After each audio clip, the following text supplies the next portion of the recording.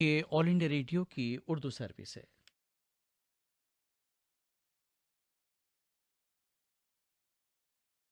ہماری نشریات آپ سن رہے ہیں ہمارے mobile app news on AIR پر۔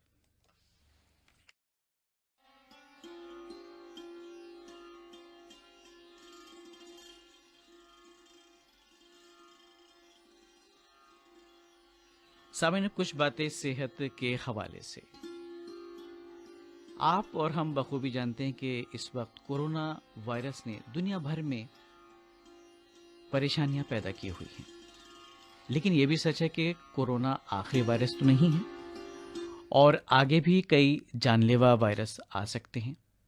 ضروری ہے کہ آپ اپنی کورونا وائرس سے بچنے یا اس طرح کی کسی بھی وبائی بیماری سے بچنے کے لیے اپنے اندر اپنی امیونٹی کو بڑھائیں، کیونکہ امیونٹی کے لیے ایکسپرٹس کا کہنا ہے کہ جن کے جسم کا امیون سسٹم مضبوط ہے وہ اس کا سامنا اچھی طرح سے کر سکتے ہیں۔ ویسے امیون سسٹم ایک یا 2 دن یا 2 ہفتوں میں مضبوط نہیں ہوتا دوستو۔ اس کے لیے آپ کو باقاعدگی سے اپنے کھانے پینے اور لائف اسٹائل سے جڑی کچھ باتوں کا خیال رکھنا ضروری ہوتا ہے۔ لیکن یہ بھی سچ ہے کہ کورونا کوئی آخری وائرس نہیں، جیسا کہ ہم نے آپ سے کہا، اور خدا نخواستہ آگے اس طرح کی کوئی دشواری آئے تو اس سے نمٹنے کے لیے بہت ضروری ہے کہ آپ اپنی قوت مدافعت میں اضافہ کریں۔ اب قوت مدافعت کی اگر بات کی جائے تو کچھ لوگوں میں یہ امیونٹی کم ہوتی ہے۔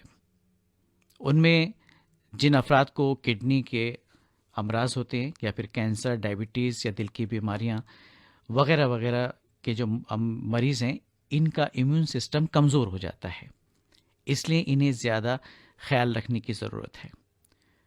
چونکہ آج کل ڈائبٹیز یا شوگر کی بیماری جو ہے کافی کامن ہے اور لوگ اس کے لیے تھوڑے سی لاپرواہی بھی کرتے ہیں، اس لیے انہیں اپنی امیونٹی پر خاص توجہ دینی چاہیے۔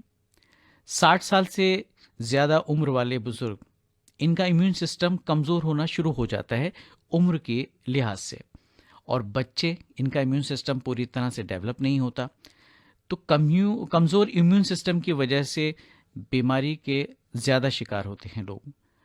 بچوں کے معاملے میں والدین کو اس پر توجہ دینی چاہیے، اور آج ہم آپ کو صرف یہاں اتنا بتائیں گے، کوئی دوا نہیں بتائیں گے، بلکہ کچھ نیچرل سورسز ہیں جو بہت آسانی سے دستیاب ہیں۔ ماہرین کا کہنا ہے کہ ان کا استعمال اگر کیا جائے تو اضافے کا باعث بن سکتی ہیں آپ کی امیونٹی میں یہ تمام اشیاء۔ لہسن کی اگر بات کی جائے تو اس میں اینٹی آکسیڈنٹ ہوتا ہے، کافی مقدار میں پایا جاتا ہے، اور یہ امیون سسٹم کو مضبوط کرتا ہے اور بیماریوں سے لڑنے کی طاقت بھی دیتا ہے آپ کو۔ اس میں ایلیسن نام کا ایک جز پایا جاتا ہے جو جسم کو انفیکشن اور بیکٹیریا سے لڑنے میں طاقت فراہم کرتا ہے۔